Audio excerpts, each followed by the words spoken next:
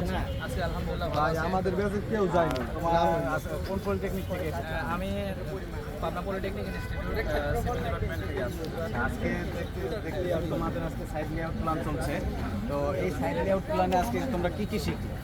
যে সাইট যে প্ল্যানে যেভাবে দেওয়া আছে ওইটা আমরা বাস্তবে স্থাপন করতেছি। একটা ভবনের নির্মাণের শুরুতে যে কাজটা করতে হয় সেটা হচ্ছে যেই কাজটা হচ্ছে গুরুত্বপূর্ণ সেটা হচ্ছে লেআউট প্ল্যান। লেআউট প্ল্যান ওটা স্থাপন করা।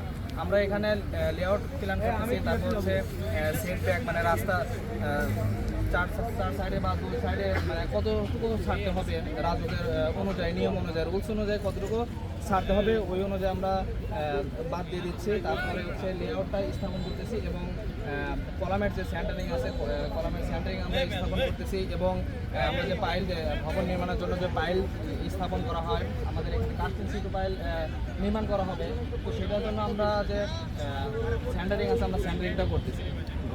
তো ট্রাস্ট অটোমেশন টেকনোলজিতে কেউ যদি কাজ শিখতে চায় তাহলে তাদের উদ্দেশ্যে তুমি কি বলবো?